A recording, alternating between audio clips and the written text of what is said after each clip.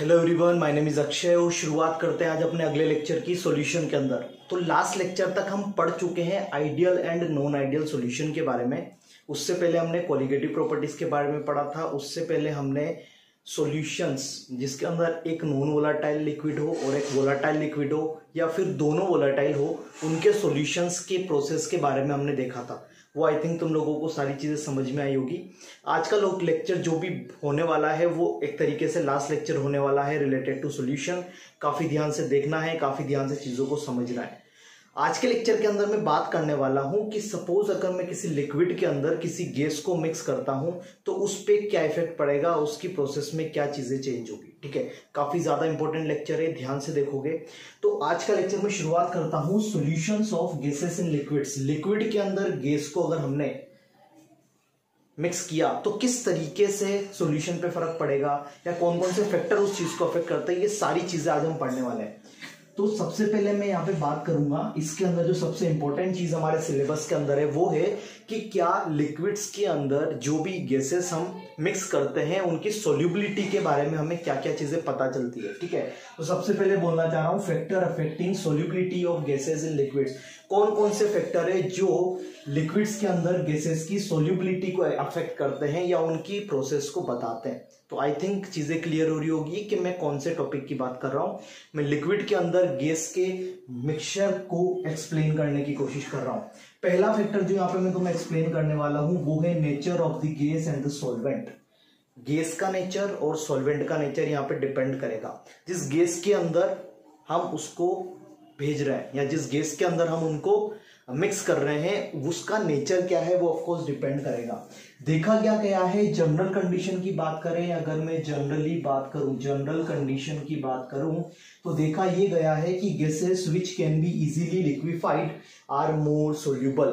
अब easily liquefied का क्या मतलब है, ये चीजें मुझे तुम्हें समझाने की जरूरत नहीं है क्योंकि स्टेट्स ऑफ मैटर के अंदर हम लिक्विफिएबल कंडीशन को अच्छे से देख चुके हैं। जो लिक्विड में कन्वर्ट होने की टेंडेंसी जिनकी ज्यादा होती है वो गैसेस ज्यादा सोल्यूबल होती है। ठीक है, क्योंकि उनके बीच का इंटरेक्शन फोर्स ज्यादा अच्छे से हो पाता है। लिक्विड के अंदर इंटरेक्शन फोर्स ज्यादा होता है एज कंपेयर टू गैसेस। तो जिन भी गैसेस की टेंडेंसी होती है इजीली लिक्विफाइड होने की वो ज्यादा सोल्यूबल होती है कुछ कॉमन सॉल्वेंट्स के अंदर। आई थिंक चीजें क्लियर हो रही होगी, बहुत सिंपल सी चीज है। एक जनरल बात की अगर हम बात करें तो बोल सकते हैं पहला factor nature of the gas and solvent के अंदर हम बोल सकते हैं कि वो गैसेस ज्यादा सोल्यूबल होती है जो इजीली लिक्विफाइड हो जाती है क्योंकि उनके लिक्विड में कन्वर्ट होने की टेंडेंसी अच्छी होती है और उनका इंटरमोलिकुलर फोर्सेस काफी अच्छे हो जाते हैं, तो सोल्यूबिलिटी बढ़ जाती है। आई होप क्लियर हुआ होगा। सिंपल सी चीज है, CO2 की लिक्विफाई होने की tendency as compare to O2 and H2 ज्यादा होती है। इसी वजह से CO2 ज्यादा सोल्यूबल होता है वाटर के अंदर as compare to CO2 gas होता है, ऑक्सीजन गैस होता है, हाइड्रोजन गैस होता है। ठीक है, गैस है, गैस को वाटर मतलब लिक्विड के अंदर डिसॉल्व कर रहे हैं। टेंडेंसी क्या है, जिसकी लिक्विफाई होने की टेंडेंसी ज्यादा है, जो इजीली लिक्विफाइड हो पाएगा वो अपना ज्यादा सोल्यूबल रहेगा। आई होप फर्स्ट पॉइंट तुम लोगों को सारों को क्लियर होगा।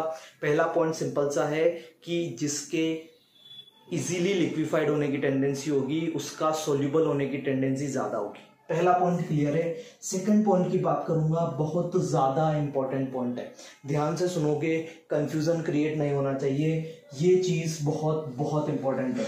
अगर तुमने गैस को मिलाया लिक्विड के अंदर, ठीक है, तुमने अगर गैस को मिलाया लिक्विड के अंदर और अगर तुम टेम्परेचर इंक्रीज कर रहे हो, सुनना मेरी बात को ध्यान से, अगर तुमने गैस को मिलाया लिक्विड के अंदर और तुम टेम्परेचर इंक्रीज कर रहे हो तो तुम्हारी सोल्यूबिलिटी डिक्रीज होती है। तुम्हारी सोल्यूबिलिटी यहां पर डिक्रीज होती है। रीजन समझोगे, सबसे पहले ये चीज को इंपॉर्टेंट मार्क कर लो कि गैस इन लिक्विड के कंडीशन में टेम्परेचर बढ़ाने पे सोल्यूबिलिटी डिक्रीज होती है। रीजन क्या है, टेम्परेचर बढ़ाया, टेम्परेचर बढ़ाने की वजह से गैस का काइनेटिक एनर्जी बढ़ गया। काइनेटिक एनर्जी बढ़ने की वजह से इसका मूवमेंट बोल दो या इसका मोशन बोल दो, मूवमेंट बोल दो या इसका मोशन बोल दो, वो क्या हुआ, इंक्रीज हुआ। और लिक्विड को इस मूवमेंट और इस मोशन की वजह से जो इंटरमोलिकुलर फोर्सेस थे वो टूटने लगे। वो डिक्रीज होने लगे, उनका फोर्स ऑफ अट्रैक्शन कम होने लगा। फोर्स ऑफ अट्रैक्शन कम होने की वजह से वो एस्केप करने लगे, मतलब वो लिक्विड की सरफेस को छोड़ के गैस में कन्वर्ट होने लगे। तो उससे क्या हुआ कि जब वो इसकी सरफेस को छोड़ेंगे, इनका इंटरमोलिकुलर फोर्स कम होगा तो सोल्यूबिलिटी डिक्रीज हो जाएगी। आई होप तुम्हें चीजें क्लियर होगी। जनरली हम बात करते हैं कि टेम्परेचर बढ़ाने पे सोल्यूबिलिटी बढ़ती है, लेकिन याद रखना है गैस इन लिक्विड की कंडीशन में टेम्परेचर बढ़ाने पे सोल्यूबिलिटी कम होगी। रीजन फिर से एक्सप्लेन कर देता हूं। टेम्परेचर बढ़ाया, काइनेटिक एनर्जी बढ़ी, काइनेटिक एनर्जी की वजह से मूवमेंट या मोशन गैस मॉलिक्यूल्स का इंक्रीज हुआ, उससे उनका इंटरमोलिकुलर फोर्सेस डिक्रीज हुआ और वो सरफेस को छोड़कर एस्केप करने लगे, बाहर जाने लगे। इसकी वजह से सोल्यूबिलिटी डिक्रीज होगी। आई होप टेम्परेचर का इफेक्ट तुम लोगों को क्लियर हुआ होगा कि टेम्परेचर बढ़ेगा तो सोल्यूबिलिटी डिक्रीज होगा in the case of gas in liquid solution. Second factor temperature, बहुत इजी, बहुत इंपॉर्टेंट फैक्टर। थर्ड फैक्टर है, उसको काफी अच्छे से पढ़ेंगे क्योंकि थर्ड फैक्टर एक लॉ को रिप्रेजेंट करता है, एक लॉ को एक्सप्लेन करता है। तो थर्ड फैक्टर की बात करते हैं। तो अब चलते हैं थर्ड फैक्टर की तरफ, जो कि है अपना प्रेशर। प्रेशर जो है वो सबसे इंपॉर्टेंट फैक्टर है। यहाँ पर थर्ड फैक्टर है कि गैस इन लिक्विड की बात होगी तो प्रेशर का इंपॉर्टेंस काफी ज्यादा है। ठीक है, प्रेशर को एक्सप्लेन करने के लिए एक लॉ दिया हुआ है, तो उस लॉ को भी हम यहाँ पे बात करेंगे। उसी पे बेस्ड पूरा का पूरा प्रेशर वाला कॉन्सेप्ट रहेगा। The effect of pressure on the solubility of the gas in the liquid is given by Henry's law. ये आज का पूरा टॉपिक है जिसको हम काफी अच्छे से पढ़ने वाले हैं। ठीक है, हेनरीज लॉ क्या होता है? सिंपल सा बेसिक सा है, लेकिन तुम्हें पता होना चाहिए हेनरीज का अगर नाम आता है तो तुम्हें क्या होता है, क्या बोलता है ये। पहले इसकी डेफिनेशन पढ़ते हैं, फिर इससे रिलेटेड चीजों को एक्सप्लेन करने की कोशिश करते हैं। लिखा हुआ है the solubility of a gas in a liquid is directly proportional to the pressure of the gas over the solution at the definite temperature. ये बोल रहा है कि जो उनकी सोल्यूबिलिटी होती है, किसकी सोल्यूबिलिटी, किसकी सोल्यूबिलिटी, गैस की सोल्यूबिलिटी लिक्विड के अंदर, वो किसके प्रोपोर्शनल होती है कि जो गैस है वो सॉल्यूशन के ऊपर कितना प्रेशर अप्लाई कर रही है, कितना प्रेशर उसका लग रहा है। ठीक है, गैस कितना प्रेशर लगा रही है, जितना ज्यादा प्रेशर लगा रही है उतना ज्यादा सोल्यूबल है। ठीक है, अगर वो कम, सपोज गैस है, अगर वो उसके प्रेशर नहीं लगा रही, मतलब वो उसको इंटरेक्ट करना नहीं चाह रही है। ठीक है, प्रेशर कब लगाएगा? जब वो पास आने की कोशिश करेगा, पास आने की कोशिश करेगा तभी वहां पर प्रेशर अप्लाई होगा। तो सिंपल सी चीज है कि ये उसको सोल्यूबिलिटी के साथ रिलेट करने की कोशिश कर रहा है। सिंपल सा अपन अगर एक डायग्राम देखें यहाँ पर, तो हमारे पास यहाँ पर लिक्विड रखा हुआ, ठीक है, यहाँ पर हमारे पास लिक्विड रखा हुआ है और हमने इसके अंदर गैस को फिल कर दिया, ये अपने पास गैस है। तो ये बोलता है कि जो भी इसकी सोल्यूबिलिटी होगी, solubility of gas is proportional to, किसके प्रोपोर्शनल होगा? सोल्यूबिलिटी ऑफ द गैस किसके प्रोपोर्शनल होगा? Pressure of the gas. ठीक है, pressure of the gas, pressure of the gas. अब प्रेशर ऑफ द गैस किस पे डिपेंड करेगा? अब तुम्हारे इस सॉल्यूशन के अंदर, गैस इन लिक्विड सॉल्यूशन के अंदर दो चीजें, पहला है गैस, सेकंड है लिक्विड। गैस का कुछ मोल्स होंगे, लिक्विड के कुछ मोल्स होंगे, तो यहां पर पूरी की पूरी चीजें डिपेंड करेगी इनके मोल्स पे, और मोल को हम रिलेट करेंगे इनके मोल फ्रैक्शन के साथ। जितना ज्यादा इनका मोल होगा उतना ज्यादा मोल फ्रैक्शन होगा, उतना ज्यादा प्रेशर अप्लाई करेंगे, क्योंकि जितने ज्यादा मॉलिक्यूल उतना ज्यादा प्रेशर अप्लाई करेंगे। तो यहां पर मैं बोल सकता हूं कि solubility of the gas is proportional to pressure of the gas and this is proportional to x of the gas. X gas का मतलब क्या है? Mole fraction of gas. X gas का मतलब क्या है? Mole fraction of gas. Gas के जो मोल फ्रैक्शन है उसको मैं एक्स को हम मोल फ्रैक्शन से डिनोट करते हैं। गैस, जो गैस का मोल फ्रैक्शन है उसके प्रोपोर्शनल यहाँ पर हमारी वो चीज निकल के आएगी। आई होप क्लियर हो रहा होगा कि मैंने क्या बोला है। प्रेशर, सोल्यूबिलिटी प्रेशर के प्रोपोर्शनल है, प्रेशर अपना मोल फ्रैक्शन या मोल्स के प्रोपोर्शनल होगा, क्योंकि जितने ज्यादा मोल्स होंगे उतने ज्यादा मॉलिक्यूल्स, उसके अकॉर्डिंग उतना ज्यादा प्रेशर गैस अप्लाई करेगा। तो सिंपल सी चीज है यहाँ पे कि सोल्यूबिलिटी को हम प्रेशर और मोल फ्रैक्शन के साथ रिलेट कर रहे हैं। यहाँ पर फिर सिंपल सी चीज निकल के आती है कि P प्रोपोर्शनल टू क्या आ रहा है हमारे पास? P proportional to x gas निकल के आ रहा है। प्रोपोर्शनलिटी कॉन्स्टेंट लेके आएंगे KH into x gas, P equal to KH into x gas. I hope clear हो रहा होगा। KH को क्या बोला जाता है? KH को बोला जाता है हेनरीज लॉ कांस्टेंट। KH को बोला जाता है हेनरीज लॉ कांस्टेंट। P क्या है? P है प्रेशर ऑफ द गैस। ठीक है, over the solution. Pressure of the gas over the solution, कितना प्रेशर अप्लाई कर रहा है वो P होगा, वो किसके इक्वल होगा, KH इंटू गैस। और इसी फॉर्मूला को या इसी रूल को हम हेनरीज लॉ बोलते हैं। हेनरीज लॉ या स्टेटमेंट को बोल सकते हो कि इस स्टेटमेंट को क्या बोलते हैं हम, Henry's law. I hope Henry's law clear हुआ होगा।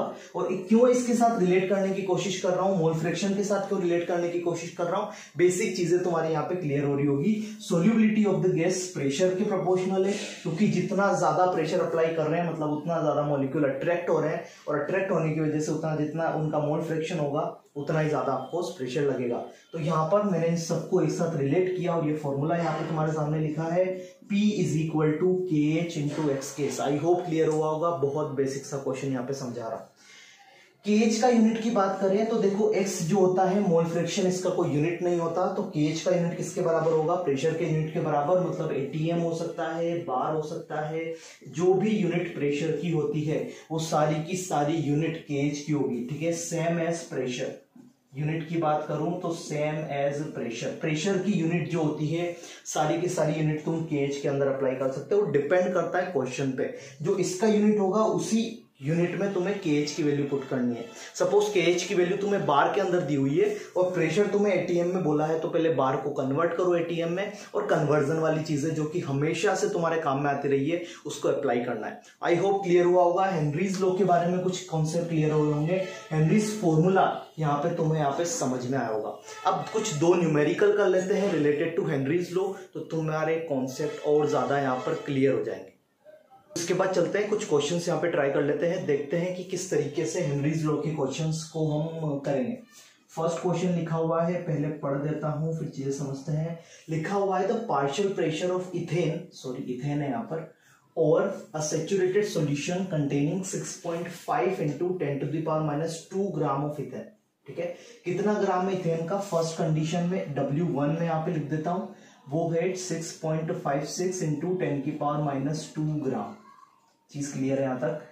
और इस कंडीशन में उसका प्रेशर कितना आ रहा है, P1 आ रहा है 1 बार। ओके डन, बढ़िया।